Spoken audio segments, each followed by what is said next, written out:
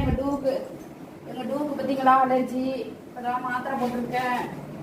எல்லாம் மெடிசன்லாம் நல்லா பிள்ளைகளுக்கு பார்த்துட்டு ஏப்பா இப்போ அலர்ஜி வந்துருச்சுலடி தங்கம், அலர்ஜி தானடி தங்கம்.